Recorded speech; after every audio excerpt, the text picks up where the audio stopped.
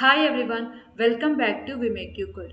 ఈరోజు వీడియోలో మనం ఇంటిల్జెలో ప్రాజెక్ట్ ఎలా క్రియేట్ చేస్తాం, క్లాసెస్ ఎలా క్రియేట్ చేస్తాం అనేది చూద్దాం.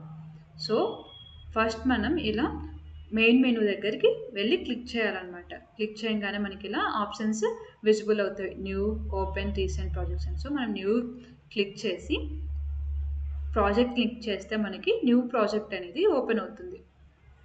సో ఇక్కడ జావా, కోట్లిన్, గ్రూబీ లాంగ్వేజెస్ ఉంటాయి. మనం జావా సెలెక్ట్ చేసుకొని ఇక్కడ మనం ప్రాజెక్ట్ నేమ్ ఇవ్వాలి.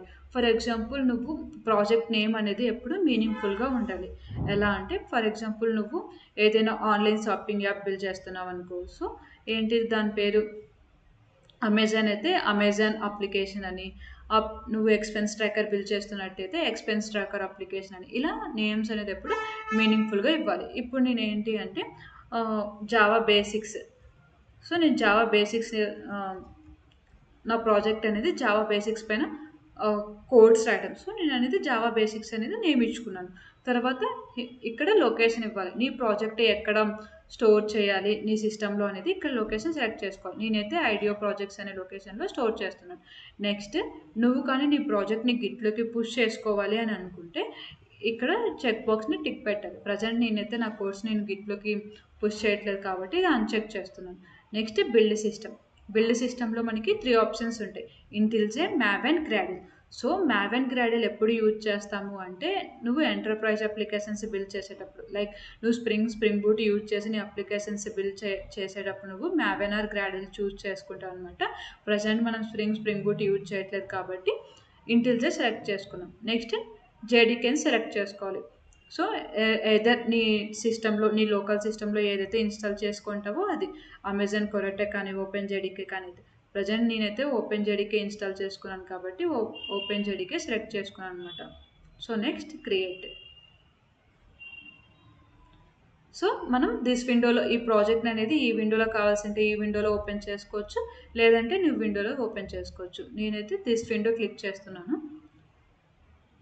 సో మన ప్రాజెక్ట్ అయితే ఓపెన్ అయిపోయింది. ఇది డిఫాల్ట్ కోడ్ అనమాట. సో మనము క్లాసెస్ ఎక్కడ క్రియేట్ చేస్తాము అంటే ఈ ఎస్ఆర్సి ఫోల్డర్లో క్లాసెస్ అనేది క్రియేట్ చేస్తామన్నమాట. సో ఎస్ఆర్సి పైన రైట్ క్లిక్ ఇస్తే మనకి ఇలా న్యూ ఇలా టూల్ బార్ అనేది ఓపెన్ అవుతుంది. సో మనం న్యూ పైన క్లిక్ చేసి ఇలా జావా క్లాస్ అనేది సెలెక్ట్ చేసుకొని ఇక్కడ మనం క్లాస్ నేమ్ ఇవ్వాలి.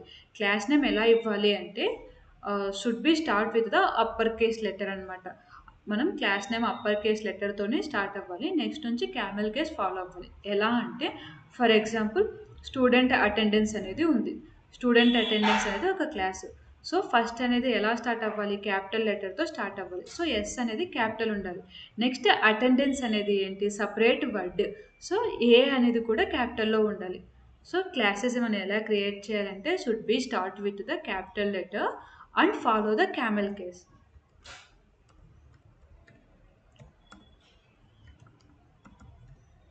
Student attendance. సో క్లిక్ చేస్తే మనకి స్టూడెంట్ అటెండెన్స్ అనే క్లాస్ క్రియేట్ అవుతుంది. సో క్లాస్ క్రియేట్ చేసిన తర్వాత మెయిన్ మెథడ్ అనేది మ్యాండేటరీ అనమాట.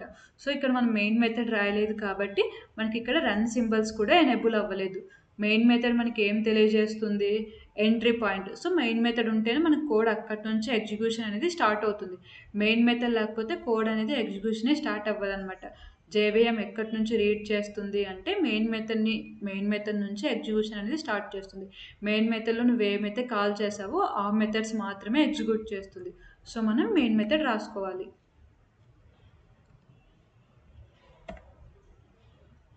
సో నేను ప్రింట్ స్టేట్మెంట్స్ రాస్తున్నాను అనమాట. Student attendance. సో మనకి మెయిన్ మెథడ్ రాగానే ఇక్కడ రన్ సింబల్స్ కూడా ఎనేబుల్ అయ్యాయి.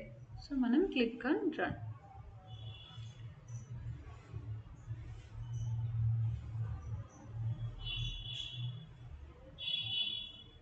మనకి స్టూడెంట్ అటెండెన్స్ అనేది ప్రింట్ అయింది. సో ఇలా మనం ఇంటిల్జేలో ప్రాజెక్ట్ క్లాసెస్ అనేది క్రియేట్ చేస్తాం అనమాట. I hope this video was helpful for you. మీకు ఏమైనా డౌట్స్ ఉంటే కామెంట్ సెక్షన్లో చెప్పండి. Thank you for watching. Bye bye.